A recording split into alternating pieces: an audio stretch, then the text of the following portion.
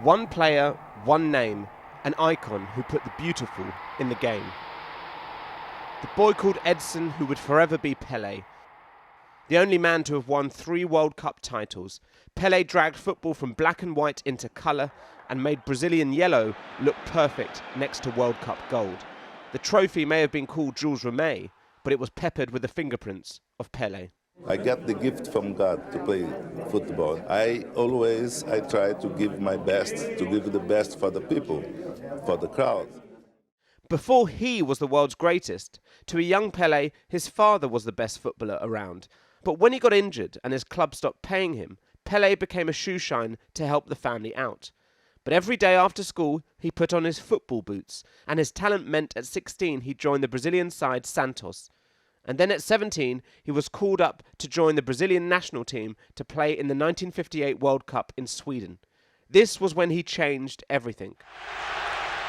Because before then, Brazil was haunted by 1950, when the side lost to Uruguay in the final at the Maracanã in Rio, a moment that brought tears to Pele's father's eyes. My father used to say, "Oh, man should be strong, man doesn't cry." Then I saw my father cry when Brazil lost the game. Then I told him, "Father, no, don't worry, I'm going to win 1 World Cup for you. Don't worry." I was 9 years. The promise was kept. Pele became the youngest goalscorer ever in a final, and Brazil won their first World Cup title.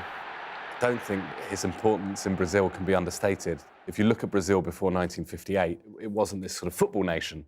12 years later, when Pele wins his 3rd and final World Cup in 1970, everybody in the world knows Brazil for its football. It's a football nation, and it's a football nation because of one man. He's this guy who always has this great sense of occasion, that he creates iconic moments. He won't ever disappear in a World Cup final. He'll score one of the greatest goals ever in 1958. He'll score that brilliant header in 1970. And I think that's the thing with Pele. People get into the argument of who's the greatest, and I think these sort of cross-generational discussions aren't particularly helpful. But I think the one thing you have to always say with Pele is that he did it first. If club football then and now was focused on the European scene, Pele stuck to his roots. He never left Santos for any of the big European clubs. I think the other thing people forget with Pele is that he's very, very Brazilian, and he loves being Brazilian. He played his whole career in Brazil, technically. So he's this very proud Brazilian man and very proud of where he's from and who he represents. And certainly when we talk to him, I think the thing he was proudest of was putting his country on the map. He would spend the last 2 years of his playing career at the New York Cosmos, one of the first big names to try to make soccer, a rival to the other, more popular American sports. It's a privilege for me to meet the outstanding soccer players in the world today. For Pele defined football partly because his rise coincided with the televised game and mass media. The skills, the smile, the success, unbeatable and oh so marketable. But there could be 2 sides to Pele. He was on the one hand the gentleman. He could have held a grudge with Gordon Banks for that famous save.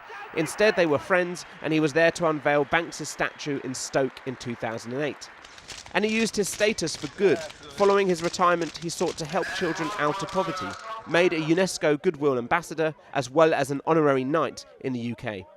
That set him apart in many ways from Maradona, the bad boy, the other South American great. They both shared FIFA's Player of the Century award in 2000. But the other side of Pele was the unfaithful husband, admitting to numerous affairs, as well as long denying children out of wedlock. And under General Branco, the army revolted and seized Rio de Janeiro.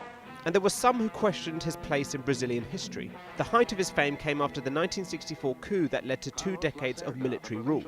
Pele went along with the status quo, and many argue he should have spoken out. I think his defence is that he had no interest in politics. He didn't want to get involved in politics. He didn't see it as his job. His job was to play football, and that's how he would give joy to people. And I think he's this very proud Brazilian who thinks, by putting my country on the map and by representing Brazil on the global stage as a footballer, I'm doing far more for my country than any politician ever could. Pele was the ambassador for football at a time when the other greats, Michel Platini, Franz Beckenbauer, became mired in scandal. As the game became less about ball to foot and more about cash in hand, Pele leapt above, just as he did on the pitch. A different era. Because for all the money in the world, Pele reminded us that you can't change the basics. 90 minutes, 2 teams of 11. and there was only ever one man you wanted wearing the number 10. What's your ambition? My ambition. You're still a young man. Thanks, God. My ambition is to make people happy. Well, you've done that Always. all your life. I tried. So thank you very, very much. My Pele. pleasure. Thank you. Good Thank you. luck. My pleasure.